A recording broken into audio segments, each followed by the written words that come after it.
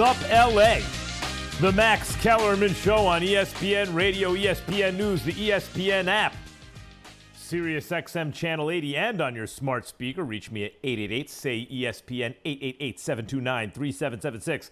The Max Kellerman Show is presented by Progressive Insurance. All guests join me on the Shell Pennzoil Performance Line. Ooh, we got some stuff to talk about today. 32-year drought in LA is over. I'm going to tell you what it's really all about. Be a part of Max Kellerman Nation on the Dr. Pepper call-in line, 888-SAY-ESPN. That's ESPN Nation, presented by Dr. Pepper. It's official. College football's back, and so is your favorite Dr. Pepper-loving college football town, Fansville. Head to a store near you to treat your inner college football fan to an ice-cold 20-ounce Dr. Pepper today. First, it's time for Straight Talk, brought to you by Straight Talk Wireless. And let me bring you the straight dope. Oh, what's going on in LA right now? The Dodgers have finally done it. I watched from 2010 to 2016 when I was doing radio in LA with Marcellus Wiley and doing Sports Nation also for ESPN. I watched as Clayton Kershaw was in the middle of carving out a regular season legacy as the best pitcher who ever lived. Best starting pitcher who ever lived in the regular season. The quality of his prime, I think, says that. I mean, he didn't throw 300 innings a year like Koufax did, but the game is different today. The dominance of Clayton Kershaw's prime has been as good as anyone's, and it's lasted longer and it's been more consistent than anyone since the dead ball era, which is why he has not only the lowest ERA since the dead ball era for all starting pitchers, but also the lowest adjusted ERA. You know, ballpark and every year pitching, all that stuff. Ever. So it's not apples to oranges, it's apples to apples. Best ever. And he couldn't get it done in the playoffs. And folks, I've been saying, Sandy Koufax and Don Drysdale, big game pitchers. The Dodgers won multiple World Series. And I'm talking about the LA Dodgers. Forget about Brooklyn for a second. And then Fernando Valenzuela, a big game pitcher, 81. The Dodgers win the World Series. And then Oral Hershiser, big game pitcher, 88. The Dodgers win the World Series. And Clayton Kershaw has choked and choked and choked. No World Series for the Dodgers. Like the Seinfeld episode with the soup Nazi. No soup for you. No World Series for you. And then what happened? Clayton Kershaw not only, and listen, the standards are different now. 5 and dive in the old days was no good. Nowadays, that's what people do. 6 innings, 1 run, 8 Ks in his first start. And then in Game 5, everyone's like, oh, Kershaw could have closed out the World Series. He did something far more important. When it was knotted 2-2, 2 games apiece, the way the Dodgers lost Game 4, it felt like the baseball gods had decided Tampa was going to win the World Series. And Clayton Kershaw came out and was the stopper the next day, 5 2/3. Now, Dave Roberts takes him out. Was that the right move or not? Well, they won the game and they won the World Series. By the way, Dave Roberts, that took guts. Because on the one hand, everyone's criticizing Roberts and other managers of Kershaw too. Well, the real problem is you can't leave him in past 6 innings because in the 7th later, that's when he really blows up. 3rd time through the lineup, Roberts took him out and was criticized in the moment for it. What is he doing? Turns out it was the right decision. And last night, Kevin Cash does the same thing to Blake Snell. Was dealing. Blake Snell was dealing. Now, by the way, let's say he leaves Blake Snell in. Dodgers may still score off Blake Snell. And if not Blake Snell, later in the game they could score. It's a 1-run game, guys. It's not like that's the reason Tampa lost. I'd have left Blake Snell in. That's not the reason they lost. They may have won anyway. It's a 1-run game. And by the way, Blake Snell had given up the tying run. He'd given up the base runner. He put the tying run on base, and it was a base hit. Right? So it's not like, and by the way, you're about to face the lineup for the 3rd time.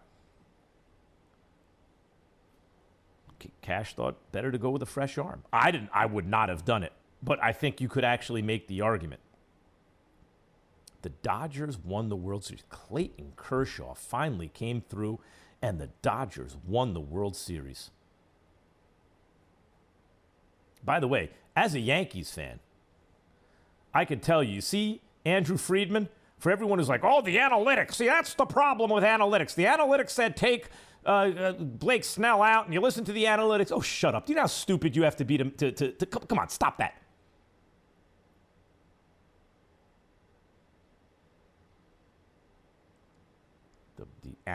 The analytics are a tool. And let's say you're 50-50 without that tool, right? Am I making the right choice or not? I don't know. Anything better that increases your odds past a 50-50, kind of like shot in the dark. Do I do this or that? I don't know. I'll just, blindfolded. I'll just make a choice. And it's like flipping a coin, 50-50. Anything that helps you make a choice better than that, that's upside. If the analytics are right 70% of the time or help you make the right choice or make a choice that's 70% better or more correct more of the time, 70% more of the time, that's amazing. That doesn't mean 30% is a huge percentage. It means 1 out of 3 times, basically, you're going to be wrong. The analytics will be wrong. But it's better than 50-50, and it's better than the guy's gut usually, right? That's why the entire sport is that way.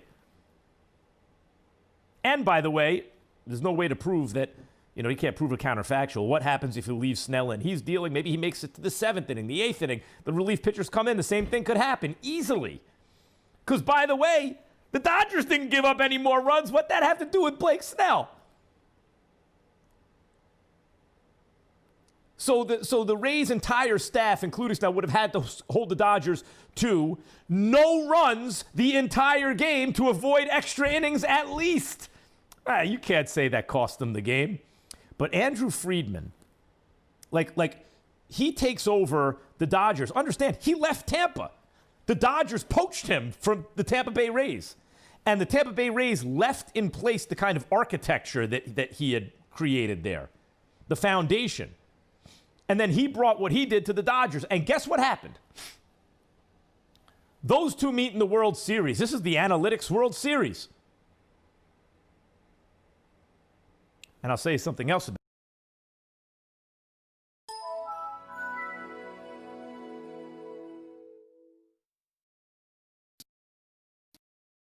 it. Third GM in baseball, I think. That's not good enough for the Yankees. Not even close. Why is that good enough? It's not. That's why the Yankees win the World Series once every blue moon.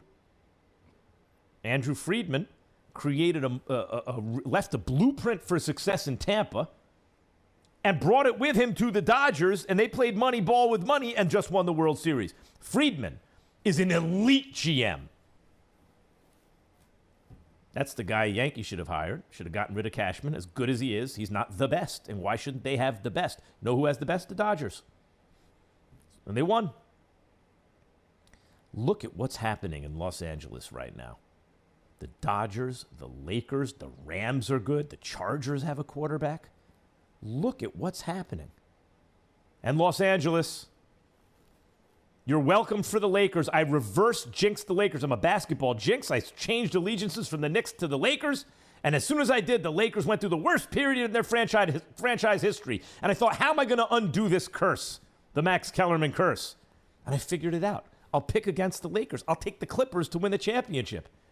And sure enough, like that, it worked. But see, you can't just fool the basketball gods by saying it out loud and then snickering behind their back. You have to actually sell yourself. So I did. I made a great sacrifice for the Lakers, and it worked. I get the credit, Raj. And now the Dodgers. What has happened in L.A.? Let me tell you what. L.A. has always been a major market, our second biggest market in the country. And it's a warm weather city, unlike New York. So for many, it's the most desirable market, many athletes. I mean, if California didn't have state income tax, forget it. And no one would ever play anywhere else. And so they were the Dodgers were a powerhouse, but they were not the best team in baseball. And the Clippers, were an interesting team. but were never really a powerhouse. And the town didn't have football anymore. And what happened? Well, they got rid of McCourt. The Dodgers did. Bad ownership. Remember how dark those days were with McCourt? Gave him the boot. And by the way, we feel really sorry for these owners who got kicked out. They made billions, right? And Magic Johnson fronted the group, the Guggenheim group that came in, bought the Dodgers, and now you're looking at the World Series championship. The Lakers, the greatest owner in the history of professional team sports, by so much it's embarrassing. The late, great Dr. Jerry Buss passed away. And essentially, if not on his deathbed, at least among his wishes that would outlast him, was that he could use the Lakers in such a way, which is a family business, really. You know, it's not like some faceless corporation that purchases the Lakers and here's another way for them to make money or as a prestige purpose. This is how the Buss family makes money. And he wanted to keep his family together. The only way Jeannie and Jim could succeed is if they were communicating, right? It didn't work. But Jeannie gave it a try. She gave it a real shot and probably kept her brother, who was not a good enough owner, not a good enough head of basketball operations. Not a knock against Jim. I mean, that's how it goes. As I just said, if your dad owns the team, I don't care if you start in the mailroom. If your dad owns the team, who's to say you're the most qualified? You're the owner's son. And as I said, for the Yankees, Cashman, who's excellent, is not good enough because he's not the best. If you're the Yankees, if you're the Lakers, you have to have the best, not the one of the top three, the best. There's no excuse not to. You're the number one franchise. And Jeannie stayed with Jim a year longer than she should have because she's being a good family member and trying to abide by her late father's wishes, dying wishes.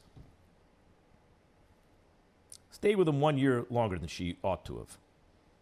And so that was 4 years, right? Maybe she should have said goodbye after 3.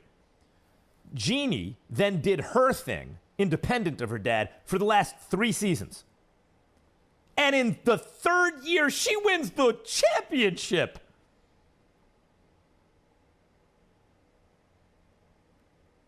The Clippers, Donald Sterling. Oh, the worst. He was the worst owner in sports. Adam Silver gave him the boot. You bring in Bomber. Bomber builds a new facility, is player-friendly, brings in Doc Rivers, the whole thing. And the Clippers didn't win the championship, but damn it, they got farther than they've ever been. Game 7 of the second round. I mean, it's hilarious that it's Game 7 of the second round. That's the farthest they've ever been. Nevertheless, they were in the title hunt all year and all playoffs, basically. Right? Bad owners, goodbye, good ones come in. An organization, a fish rots from the head down, and the opposite is also true. What would the opposite be? Is this good from the bottom up? No. The opposite is it's good from the top down, too. Max Kellerman Show, presented by Progressive Insurance. The Dodgers did it. 32 years they did it. And I'll say one thing quickly, and I want to get to Ryan Clark. L.A. is a series of largely not connected suburbs. And it's racially and ethnically extremely diverse, but it's economically segregated and therefore not really integrated. I noticed this even when I used to take my daughter to the park when we first moved there. Lots of ethnic and racial groups represented all over the park, but in their own little cliques. I'm from New York, like it's a melting pot, right? Everyone's mixed in together. It was not like that in L.A., except for the Lakers, except for the Dodgers. Sports is where everyone in L.A. comes together, and it's what makes that town a city. It's what makes that area a town. Ryan Clark, NFL analyst, joins us on the Shell Pennzoil Performance Line. What's going on, Ryan? What's up, my man? How you doing? I'm just glad you finally let me on the show, bro. They just told me that you were on 30 seconds ago. By the way, that was Straight Talk Wireless, no contract, no compromise. Nice to show up late to the show and then blame me, Ryan. Ryan, I know we should supposed to talk football and everything, but you mentioned what a Kobe Bryant fan you were on First Take today. And the year that the first championship since the tragic passing of Kobe and his daughter Gianna in that terrible helicopter crash. The Lakers win the championship, and they shout Kobe out the whole time. AD hits a winning shot, and he mouths Kobe, like a generation of kids do. Shooting crumpled up paper into a waste paper basket. Kobe, and then the Dodgers win the World Series. And what does that mean to you as a Kobe fan? Man, it was amazing. I'll be honest. I really could care less. Like I was a Kobe fan. Like I wasn't a Lakers fan. Like, I could care less that the Dodgers won, or maybe even the Lakers most years. But to have him remembered with every step of the way of those championships, to have those players get opportunities to bring his name up, for ESPN to continuously run, old Kobe film, or to continuously run, those guys getting opportunities to talk about him. It was amazing for me. It was almost therapeutic. And I think, I don't know if a week goes by where I don't talk about my fandom for him, or I don't talk about, honestly, crying in my sweet potato fries in the airport when I found out it happened. And so to get an opportunity to relive him in a positive way, that's not just talking about the fact that we lost him, but talking about how much he has affected other big-time athletes and affected a culture, I thought it was amazing. And so I can only imagine for those people who are lifelong Los Angeles sports fans, how amazing it was to continue hearing about someone who's a hero to many of the people who grew up there. Well, look, there are there are Lakers fans and there are Kobe fans. And in the Venn diagram, there's a huge overlap. A lot of Lakers fans are Kobe fans and vice versa. But Kobe has his own fans that are also not Lakers fans, but that feel good for L.A. and the Lakers right now because of Kobe. L.A. should know that. I guess we're supposed to talk some NFL. You and I. We don't have to, bro. We can talk about anything. We can talk about the fact that John Jones is mad that they're trying to say Habib is the GOAT. We can talk about anything you want, man. That's the great thing about your show. Okay, so Ryan's very into combat sports, as am I. And obviously basketball, right? And Ryan Clark can be a generalist. Were you into the World Series? A little bit. Not as much. Honestly, not as much as I have been before it went into the bubble. I was honestly, the things I was more concerned about with this World Series, because it was the Dodgers, was how well Kershaw would pitch. And listening to some of the conversation of Mookie Betts starting to be talked about in the same way Mike Trout is being talked about.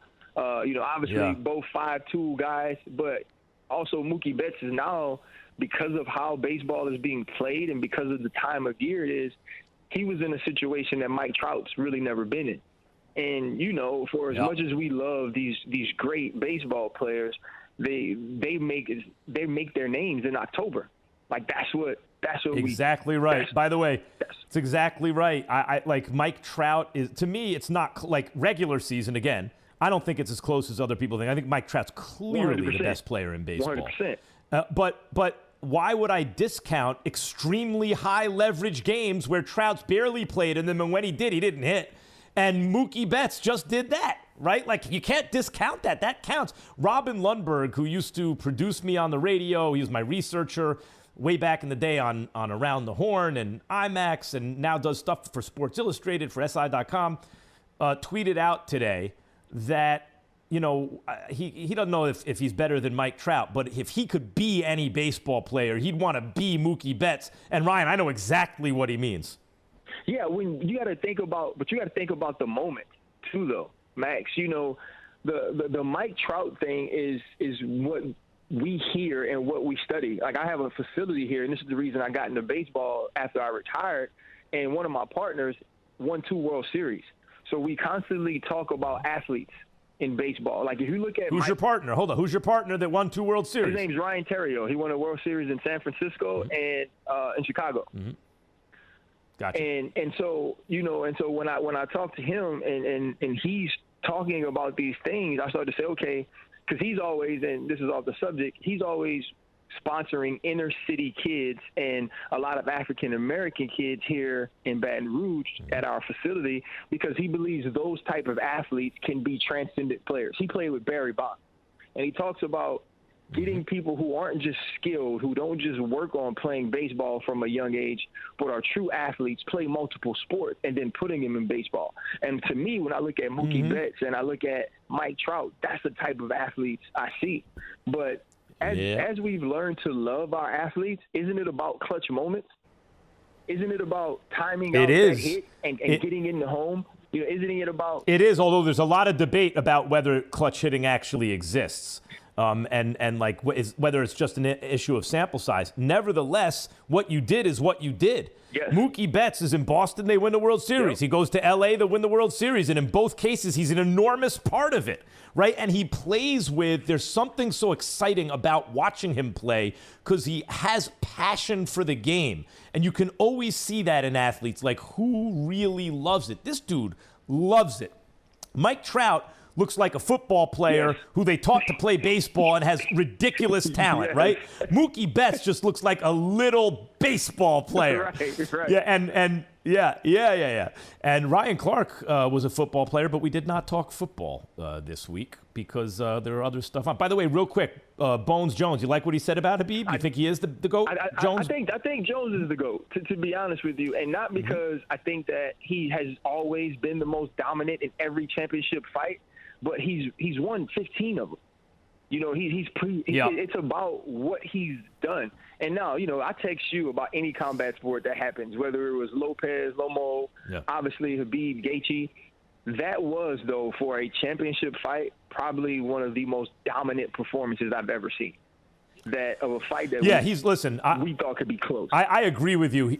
Habib hasn't done enough to call him the GOAT, but if you want to say the best I've ever seen, I got to think hard about that one. I think Fedor has a good argument. George St. Pierre has a good argument. I think Anderson Silva has a good argument, and I think people are forgetting that a little bit. Obviously, Bones Jones and Habib. Those are like, if I had to pick five, that to me, that's the argument among those five. The great Ryan Clark, ladies and gentlemen. You can see him all over ESPN NFL coverage and First Take, and maybe he starts doing some combat sports. You know what I need to get him on Ballers, on Brawlers, on Max on Boxing. The Max Kellerman Show is presented by Progressive Homes, M Channel 80, and on your smart speaker. Reach me at 888-SAY-ESPN, 888-729-3776. The Max Kellerman Show is presented by Progressive Insurance, also brought to you by Shell V-Power Nitro Premium Plus Gasoline. Both Keyshawn and Jay Will are wrong. It's not enough to keep your mask on. You have to be isolated immediately if you have the coronavirus. Duh.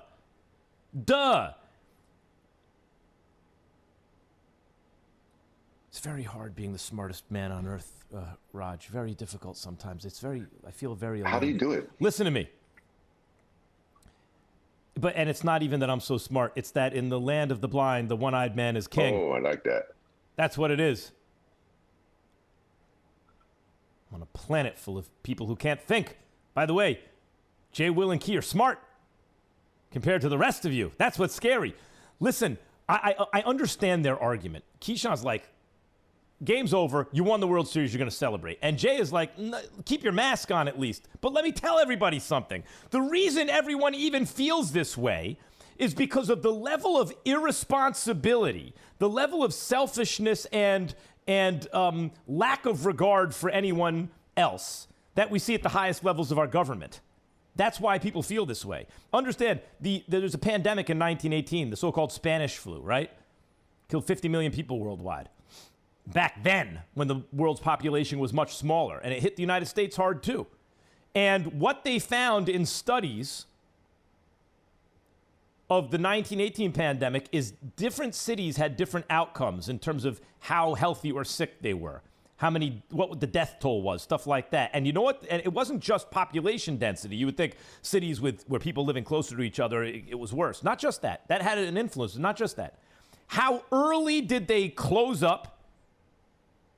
How much social distancing did they do? And how much patience did they have? How long was the duration of the social distancing? The earlier they closed and the more patience they had, meaning the longer they did it, the better results, period.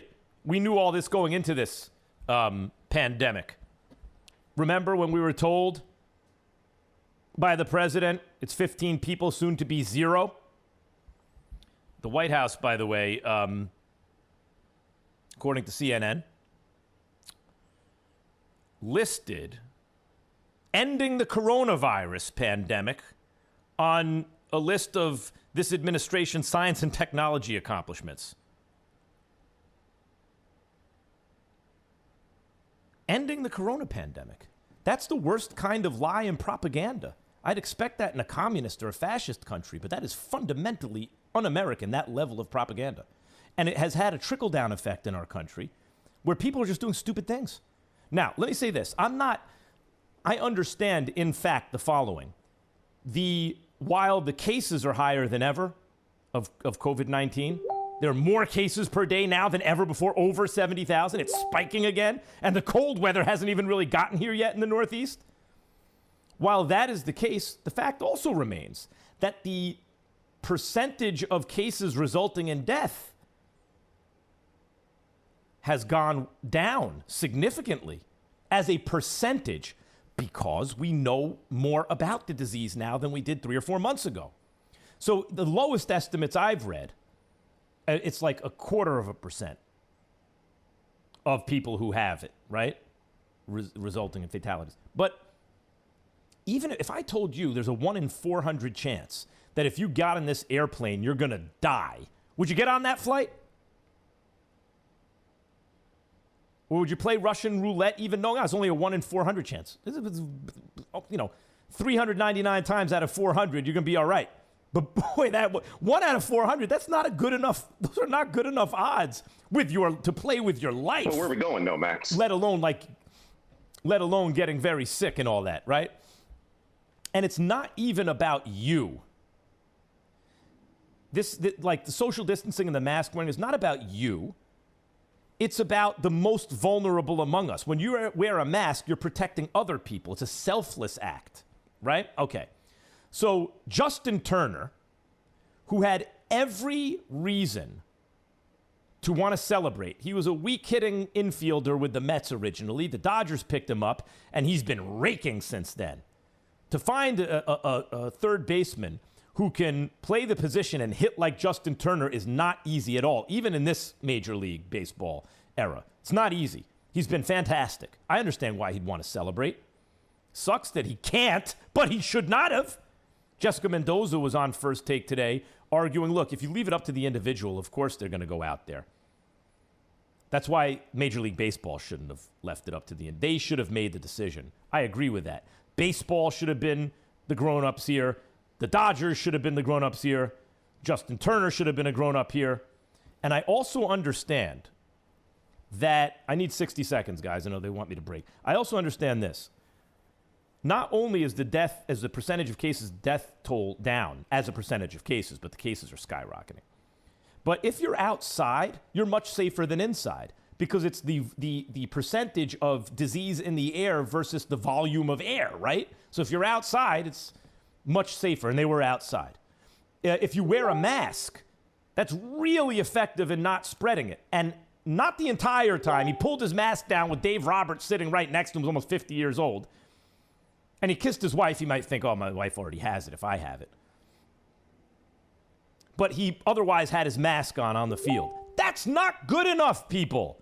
Sorry you can't celebrate the World Series championship, but you were just diagnosed with the coronavirus. You have it. The fact that this is even an issue that people are talking about, he should have immediately quarantined himself. And baseball and the Dodgers and Justin Turner, someone needed to be the adult in the room. It's not about how he feels about it or how his teammates feel about it. It's how the elderly person who can't live their lives right now would like to live some more. The person with an underlying condition, like you understand we have the worst case. The coronavirus didn't come here first, but we got it worst in the world. Why? Because of our handling of it. Not taking it seriously. Not really. This is an unserious response to a case of COVID-19 by Justin Turner, by the Dodgers, by Major League Baseball, and everyone involved deserves criticism. All right, if Bo Jackson played in today's NFL, how many yards would he rush for? No ESPN app at SiriusXM Channel 80 and on your smart speaker. Reach me at 888-SAY-ESPN, 888-729-3776. You know what this song reminds me of? YouGod has an autobiography. You can get it on like iBooks or whatever. What did he call it? I'm trying to remember. I don't remember offhand, but it was good. It was a fun read. And because didn't he have the first verse on, might have been the Genius with the first verse on that song. Anyway, for a chance to win $10,000 plus a virtual meet and greet with the Dan Le Batard gang, text Le Batard to 77333. Advance your auto at Advance Auto Parts. Limit 1 entry per day. See advanceautoparts.com for details. Gonna get right down to it. We got you covered. Let me tell you what I think it means. No doubt. All right. Go ahead, Raj. I'm ready. I'm ready, armed with no doubt and nah, son. Go ahead. Let's see. First, let's take a listen to Trevor Lawrence. There's a lot of factors in that, but honestly, just really playing this year, putting everything I have into it, not really focusing on next year, whether, I leave or stay, whatever. Obviously, I have the option to do either one. Kind of my mindset's been that I'm going to move on, but who knows? There's a lot of things that could happen. Just really focusing on this year, not trying to look ahead, not trying to worry about that. Obviously, I can't control it, and really just trusting that God has a plan for me no matter where that is, no matter where I go, whether that's across the country, whether that's close to home, where I stay another year, no matter what it is, we'll work it out. Oh, may have to pray you don't go to the Jets. Let me ask you this. Trevor Lawrence should stay in school to avoid those miserable Jets. Nah, son. I know he says God has a plan for him. Going to the Jets, it's like, that's the devil's plan, Raj. But still, the fact of the matter is that you can't, look, it's up to him. But I wouldn't be able to say no to millions of dollars, knowing that my health is on the line. Not just like does my stock go up or down if I stay in school, but it's a full contact sport. And even if the quarterback's protected, tackle football, a whole nother season of it, I would take the money. But, he's got to do what he got to do. What you got to do. All right, check it out. Bo Jackson said he'd average 350 to 400 yards in today's game because, quote, nobody wraps up and tackle no more. This is Bo Jackson. Nah, son. Bo Jackson has become the grumpy old man, Stop it, Bo. Bo was a beast, but you ain't averaging. How about this one? You're never getting 350 yards in any game. How's that? Try this one. You would never have 400 yards in any 2 games. Like, didn't he have like 1 200-yard game, which was amazing? Yes. You ain't having 2 in a row. Like, I know it looks like no one wraps up and tackles, and Bo would be great in today's NFL. He'd be great in any NFL. But old timers, it's always the same thing. You heard old guy, I would have hit 500 in today's baseball. Oh, stop it. All right, hey, check it out. Yeah. The Browns are better without Odell Beckham. Ready for this? No doubt. No doubt. And how about this one? Odell is better without the Browns. The problem is this. I suggested Odell get traded over a month ago. And the reason I made that, I said that on First Take and on this radio show, the reason I said that is not just that it's better for Odell, it's better for everyone involved. Baker Mayfield and Odell Beckham Jr. have no chemistry, period. They got to be apart from each other. So, what would I do if I was the Browns? I'd probably keep Odell and get rid of Baker. But if they're going to keep Baker, you got to get rid of Odell. These two are less than the sum of their parts. Hey, it's National Chocolate Day. Check it out. Candy corn, though, is the best Halloween candy. No doubt. I love it. And let me hold on. No, it's not that I love it. It's that because it's sickeningly sweet. It's that when you say best, I'm hearing that as like the quintessential Halloween candy, right?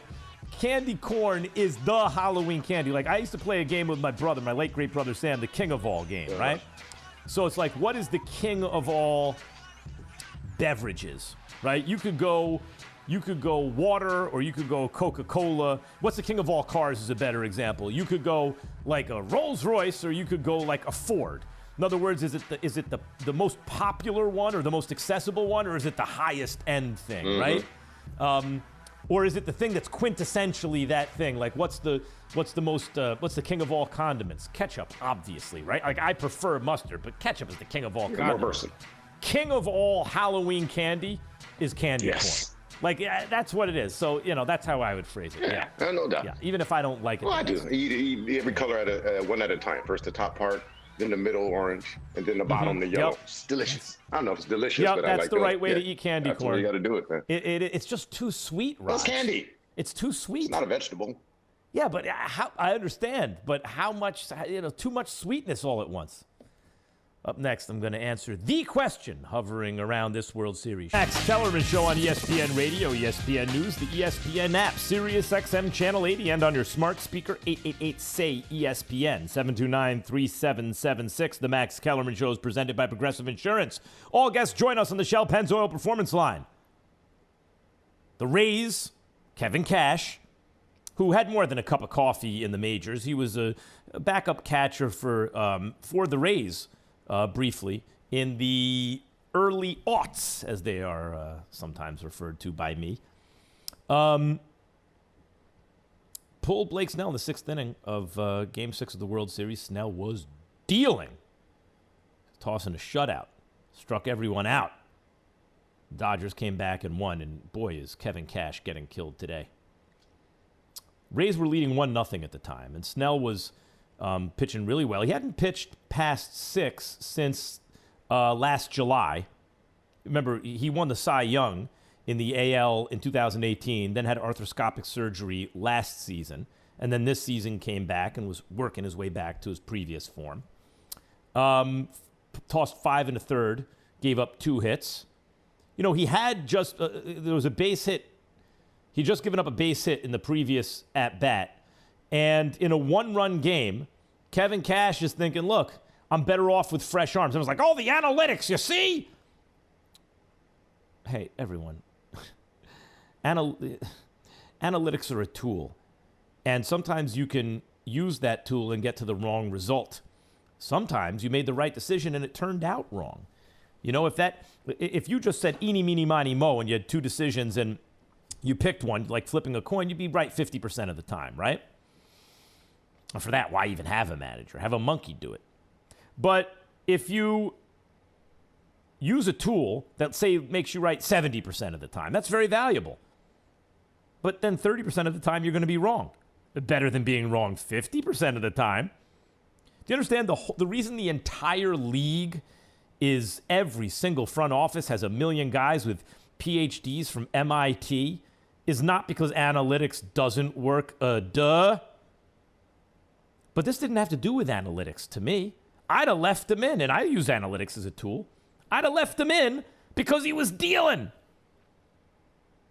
However, I could see a justification for taking him out. I could.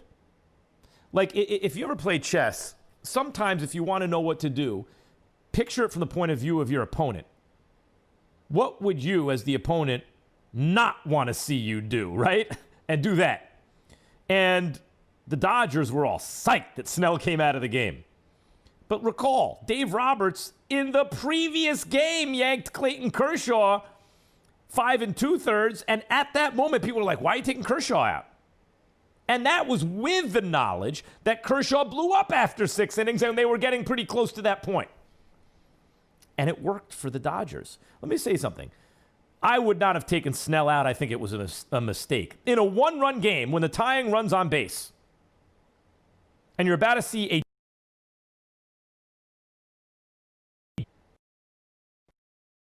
By the way, you know why relief pitchers have lower ERAs than starters? Because you only have to see everyone once. Or anyone once. You don't have to see them twice. You know why starters need more pitches in their arsenal than relief pitchers? They don't just a fastball and breaking ball. They need an off-speed, like a changeup or something. Because they're going to see the lineup 3 times. But people found out over time, maybe let's just let them see the lineup twice. Especially with these dudes in the Dodgers lineup. Nevertheless, I'd have left him in. But he took him out. We can't prove that that's what ruined the game for the Rays. It's a 1-run game with a tying run on. Let's say Snell gets out of the inning, doesn't give up a run. Is he pitching a complete game?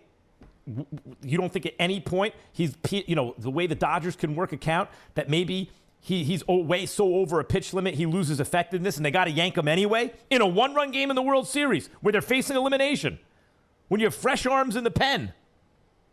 Yeah, probably he's not pitching a complete game, right? And if he's not pitching a complete game, after all, 5 1/3, he's at 73 pitches. Was it going to be 100 pitches by the 6th inning? 6 1/3, 100 pitches? How many pitches are you going to let him throw?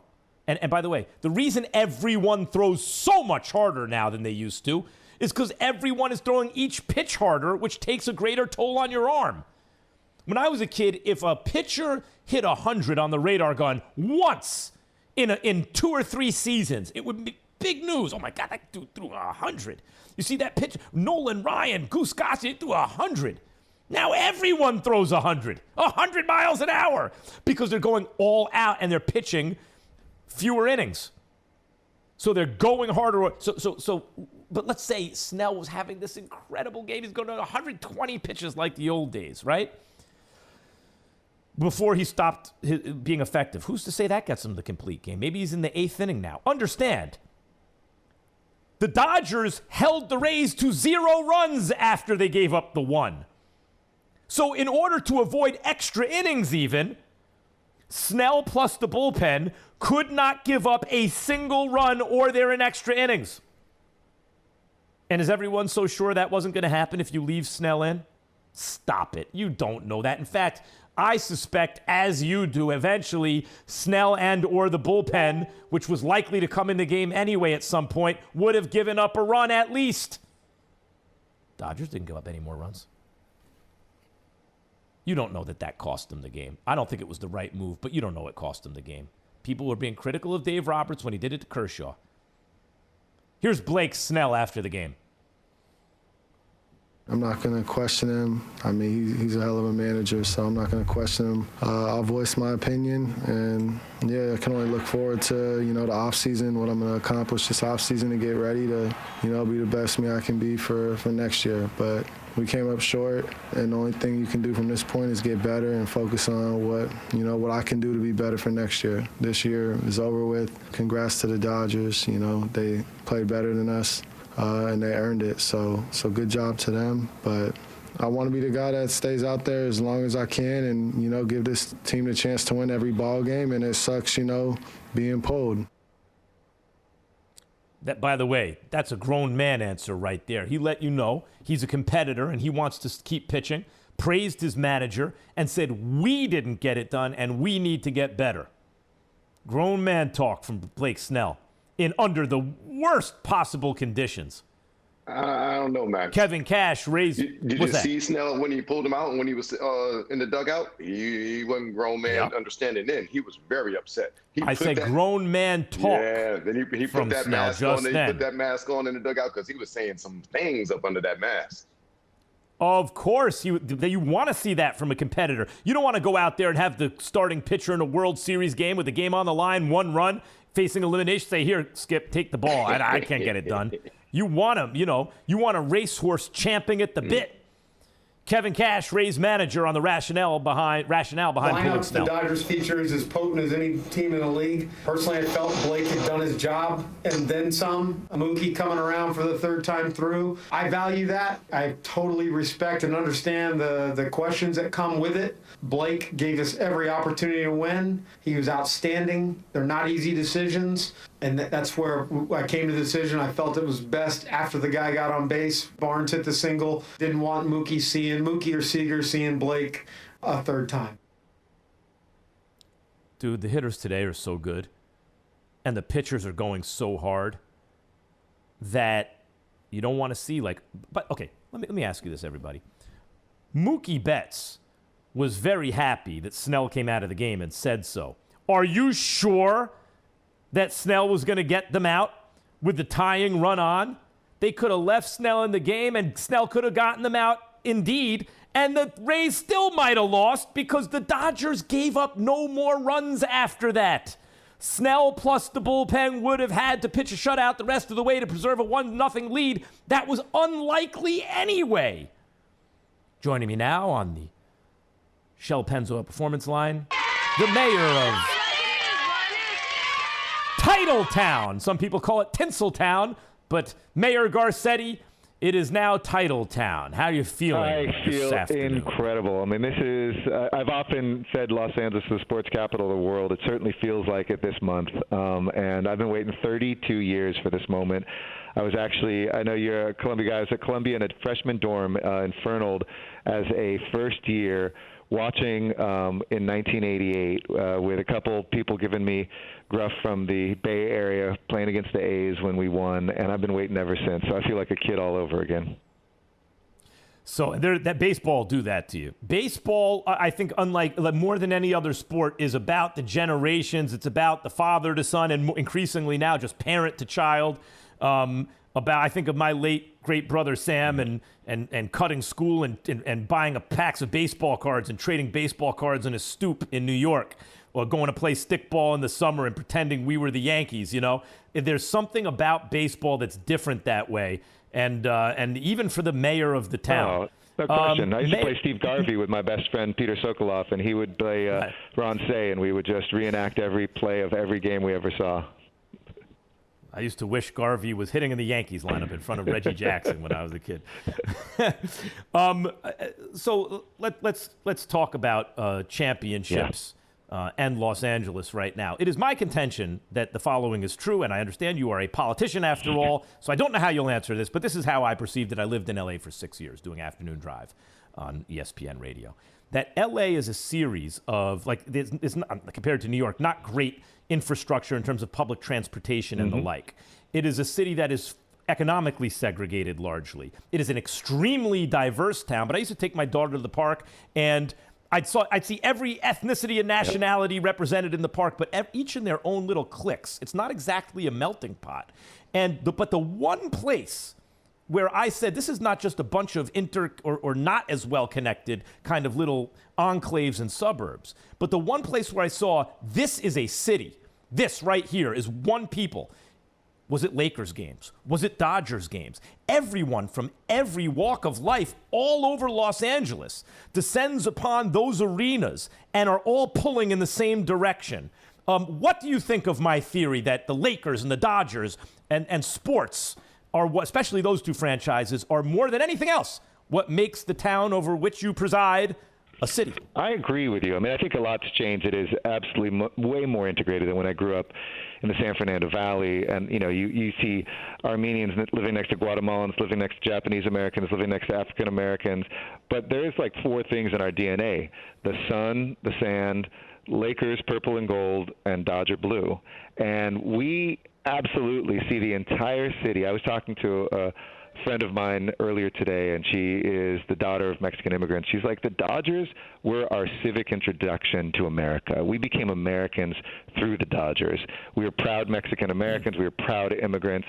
But it was how we kind of learned what America is all about. And then her brother went on to actually work for the Dodgers. They said last night, their family was just going nuts. Their father, who's this Mexican immigrant, it's like what he clung to in terms of his identity as an Angelino and as an American. And I think that's the power of baseball. That's the power of sports, to get past all the BS and the division and you're supposed to be against this person. It unites people, and certainly this town is united. It's resilient. We're imperfect in LA, but we're an imperfect paradise, and it certainly feels like it today. Talking to the mayor of Los Angeles, the mayor of Titletown, Eric Garcetti, here on the Max Kellerman Show, ESPN Radio. You like Titletown?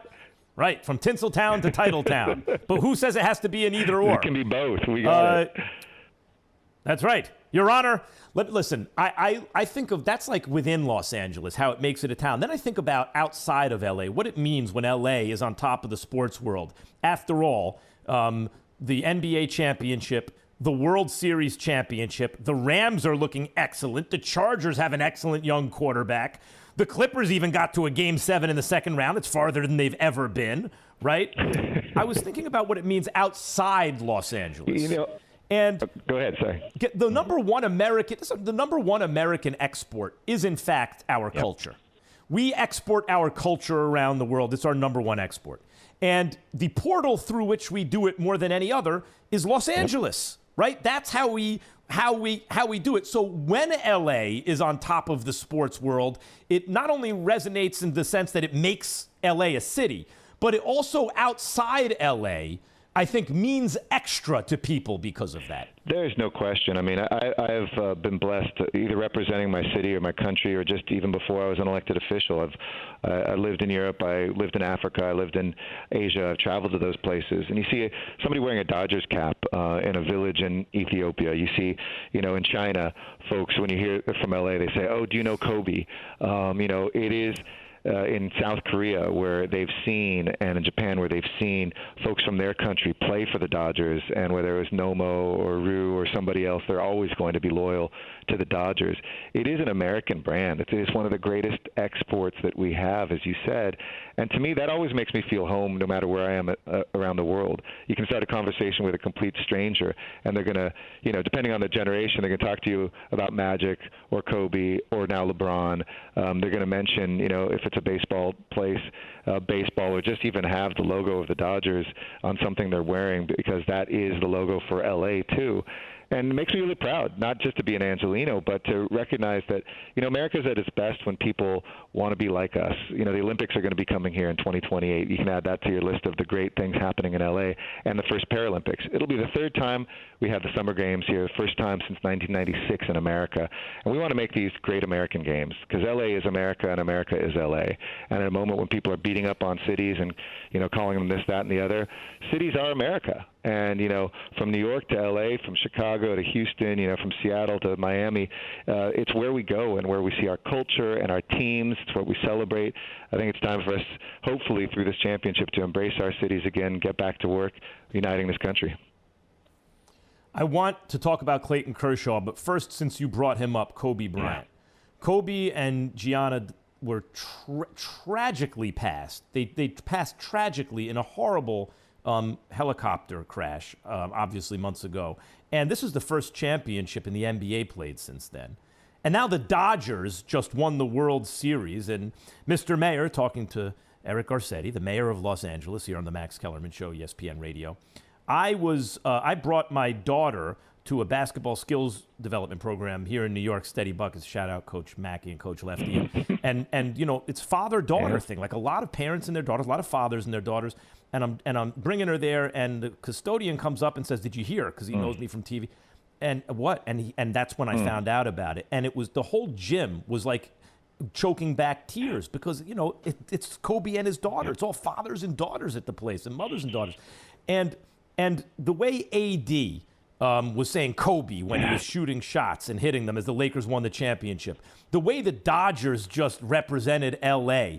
The fact that this occurs in the first championships played since Kobe and Gianna's tragic passing means what to you as a citizen of Los Angeles, not just its mayor? Well, first, we've held so much pain this year, and it started with Kobe and Gigi's death and the death of the folks that were there with them. I'm a father, too, with an 8-year-old daughter, a beautiful girl named Maya, who I was taping last night as we won this so she could see documented her second championship of the month, her first Dodgers championship, and the same thing when the Lakers won. It hit us so hard, and then this year happened with COVID and economic downturn and the righteous, marches for racial justice and climate change and fires out here that choked our skies. I mean, to me, this was a moment in which we all got back to what we all felt united. When we lost Kobe, we lost a part of ourselves. And our love of the Bryant family and what the Lakers mean to us. I mean, this is our civic church going to, what used to be the Forum, now Staples, going to Dodger Stadium with our parents and our grandparents.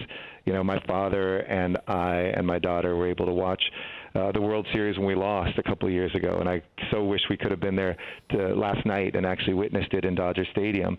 But to me, this is our moment of redemption, and to recognize, I bet Kobe is up there looking down on the city, cannot believe what we've accomplished, how resilient, how strong we are, and it reflects who he was. That's the Mamba mentality. You never, ever quit. You just keep going, you keep winning, but you also have to define yourself off the court and transform and evolve and find the way, and I think that's what we're all doing as Americans. That's what we're doing around the world, and certainly for my beloved Angelinos, that's the message of this year. Like, get up, get back, let's save our lives, let's save our livelihoods, but also let's reach for the stars, and we did it today. Mr. Mayor, I was going to talk to you about Clayton Kershaw, but I want to end right there. That was perfect. And by the way, I'm not a religious man, but in terms of what you leave, it makes it, for me, even more important that the kind of legacy that Kobe left behind, the number of people he affected, is to me the most important thing. And the city has throughout, since then, been honoring him with the way they've gone about their business, and especially in professional sports, the way the LA franchises have done it is, as everyone likes to say, Mamba mentality. Yep. But it's true. The mayor of Los Angeles, ladies and gentlemen, Eric Garcetti. Mr. Mayor. Max's NFL Power Rankings. All right, Raj, how are we doing this? You going over my rankings from last week and seeing how they changed? Last week you had the Bears up there, but they weren't who we thought they were. So who do you got at number 5 this week, sir? The Tampa Bay Bucks. Yes, they have 2 losses, but listen, those who put them number 1, it's premature. But they got to be in the top 5, even with the 2 losses, including the recent loss to the Bears. They were banged up when they did play the Bears, and now they're getting Antonio freaking Brown. Are you kidding me? Brady has looked excellent as the season has gone on. Of course, lots of guys would in his situation, but he is one of them. It's one thing to have weapons. It's another thing to use them very well, and he's using them very well. The Bucks are at 5. All right. We had the Packers at number 4 last week. Who's in the 4th spot now, Max? Yeah. They remain in the 4th spot. Raj, the Packers are still at 4. They won a game they were supposed to win. They did it looking like they were supposed to look. Their defense still isn't great. But what we knew was Davante Adams. Like, the reason he turned the ball, he threw 2 consecutive almost pick sixes, Aaron Rodgers, which will never happen again as long as he lives, right? But the reason is the Bucs have a good defense, and also Rodgers was trying to force things to Davante Adams a little bit, right? Because he hadn't been there. That's, I think, out of their system. They're getting in a rhythm, and the Packers are right where they're supposed to be. Okay, you had the Titans at number 3, but they lost that heavyweight matchup, that big test against the Steelers last week, so they're out at number 3. Who's number 3 now? The Seattle Seahawks. Down. Yes, they lost. They did lose to Arizona. It was by the skin of their teeth in overtime, a game they could have easily won. And otherwise have not lost a game yet this season. Russell Wilson is in the MVP, not just conversation, he's leading it at the moment, I would say. And by the way, getting Jamal Adams and Bobby Wagner on the field and healthy at the same time, like, it's not that they have a good defense, they don't, Seattle. But they have elite playmakers. Not like some teams, oh, that guy's a Pro Bowl caliber this or corner, and this guy's a Pro Bowl caliber defensive end. These are 2 all-world defensive players at safety and linebacker and can make big plays in high-leverage moments, as Wagner did to keep Seattle from losing earlier in the season to Cam Newton's Patriots. All right, well, you just mentioned that Seattle dropped, and you gave the reasons why. So who's in your number 2 spot now? Do we have a debut? Pittsburgh Steelers, who emerged from the clash with the Titans. See what I did? Mm-hmm. Clash with the Titans as the only undefeated team left in the NFL. They have a great defense, especially run defense.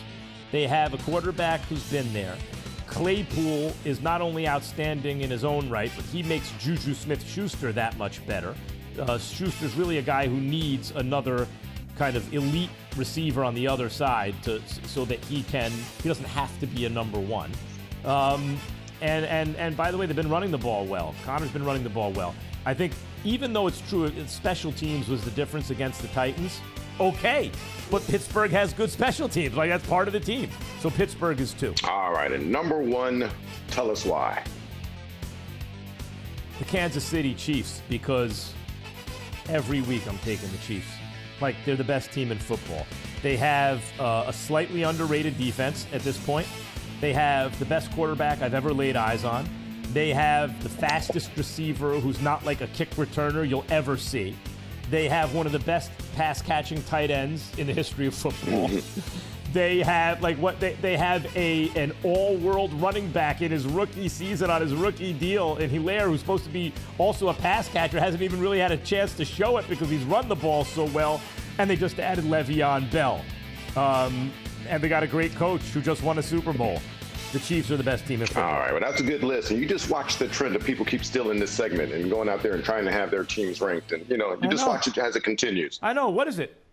I remember I was walking down Broadway one day years ago, and I said, you know what would be interesting?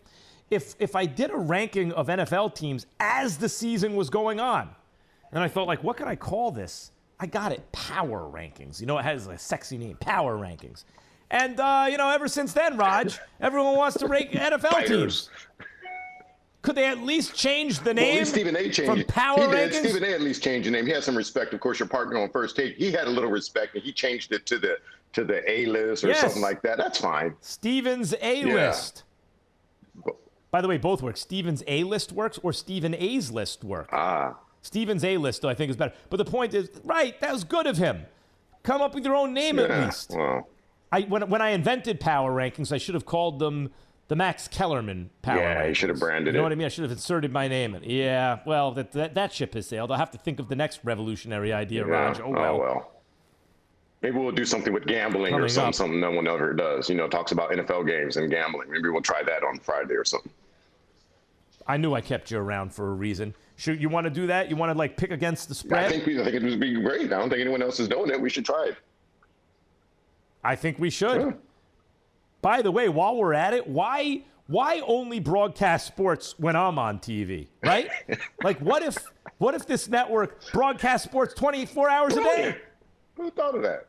I'm telling you, don't get me started, boy. Raj, you put our heads together. Who knows what we'll come up with? Coming up, last take is your take. You can reach me at 888-SAY-ESPN. I'm going to take calls. You heard me. 888-729-3776. Plus, did you see what the 76ers did? Breaking news. While you can't believe everything on social media these days, you can believe it's possible to start a new life as an IT pro in as little as 4 months. From the comfort of your own home, even if you have zero computer experience. Instead of waiting to see what happens when life goes back to normal, take control of your future now. Go to mycomputercareer.edu and take the free career evaluation today. Live online classes meet just twice a week. It's not rocket science. It's mycomputercareer.edu. Coming up later, the Dodgers are your 2020 World Series champions. We break down all the action. He just won the World Series. Said, to hell with this, I'm going out on the field. While he was contagious with a disease which can be deadly, otherwise it can have serious lasting effects. And in addition, is not about what you or your teammates think. You don't want to be a vector for the disease. Spread it. Wearing a mask, social distancing is not about your health or the person you're interacting with, their health. Oh, if they say it's okay, then it's okay. It's about isolating and crushing isolating the disease so we can crush the curve, so the most vulnerable among us don't get it. Justin Turner, if this is true, should be suspended for a year. A year. You want to send a message, you send the message. Just because reckless politicians, the White House released had a news release listing among their accomplishments in science and technology, ending the pandemic. It's a blatant lie. It's pure propaganda. It's the kind of thing you'd expect to see in a communist or a fascist country, and it's clearly un-American. It's not what we expect in this country. And it's misleading many people about the dangers of the disease and the actual facts of the matter. Justin Turner has to be held responsible for his behavior. I know it sucks. You just won the World Series. You want to celebrate, and it's a maybe once in a lifetime thing that may be different than you anticipated. Tough. That's really outrageous that he did that and that any of his teammates went along with it. Again, let me be very clear about wearing a mask and doing the right thing. It ain't about you. It's about other people and people's reactions to how we should behave or how they want to behave with COVID and whether or not they want to wear a mask. By the way, wearing a mask sucks. Like the truth of the matter is you put the thing on, if you're exercising at all, it's hard to breathe. I get it. And by the way, I know they're outside lowers the risk a lot. I know we've gotten much better at dealing with COVID. The percentage of cases goes up, right? We have more fresh cases every day, more new COVID cases, over 70,000 than ever before. But the death rate among those cases has declined because we know how to deal with it better now. I understand those things. It's still like for him to say, no, I'm not going to comply with what baseball is telling me, and to go out and do that is so serious. I think he needs to be made an example of, but not only that, just on its face. This is like, remember when Rudy Gobert, touched all the microphones because he was making light of it? He didn't know he was positive. Had he done that knowing he was positive, he should have been suspended for a year. I'm sorry. I know he wanted to enjoy the moment. It's not a good enough excuse. What an idiotic thing to do. Not just an idiotic thing, but an idiotic and morally repugnant thing to do. By the way, 76ers going to put Daryl Morey in charge of basketball operations to go with Doc Rivers as a coach. Sixers going to be good. Real quick. Gus in L.A., you're on the Max Kellerman Show. Go. Pleasure to have you back on the airwaves, Mr. Kellerman. And, yes. It sucks. It truly sucks, man. 32 years we wait, and we can't even fully celebrate because now we got everyone looking, oh, my God, they're so irresponsible. They're so irresponsible. Dude, we've gone through quite an emotional roller coaster just in the World Series alone. Look at Game 4. We wanted Doc Roberts out, and now people are trying to name their babies after Doc Roberts. And now we can't even celebrate the full way with Justin Turner, man. I'm trying to find a great positive light to have. Well, here's how you do the positive light. You won the World Series. The Lakers won the championship. The Dodgers are World Series champs. Clayton Kershaw exorcised the demons. It's awesome what's going on in L.A. right now. And this is life. Things don't turn out exactly as you imagined. But we can see the glass is half empty rather than half full.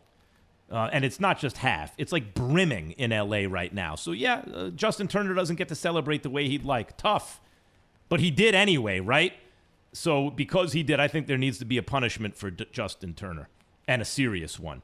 And this is what I think. A year suspension. Not playing. That was news from Max Kellerman Nation. Gus just hit us up on the Dr. Pepper call-in line. I have time for any others? I do. Raymond in California, you're on the Max Kellerman Show, ESPN Radio. Hey, what's going on, Max? How are you? Hey, listen, Go ahead. Can you hear me okay? Yep, go. Okay, I'm here. Listen, is it me? No, first off, congrats to the Dodgers, but I'm a diehard Yankee fan, even though I was raised out here. Yep, me too. And let your coworker know where Altadena is. But is it me, or are you supposed to go down swinging? You're the last batter. You're down 2 runs, bottom of the ninth. I had the same thought. At least protect the plate. To be caught looking in the bottom of the 9th inning of an elimination game in the World Series, that's a bad look. You have to at least protect against anything close. Try to foul it off if you can. I agree with that. News from Max Kellerman Nation. Raymond just hit us up on the Dr. Pepper call-in line. I agree. I had the same thought. Wait, you got caught looking? In still a 2-run game in the bottom of the 9th of an elimination game, you got to swing the bat. And it doesn't mean you swing at a bad pitch. It means you spoil a good one if you can. Sebastian in Arizona. Quick, last call of the show. Hey, Max. How's it going? I just wanted to say I grew up Southern California, diehard Dodgers fan.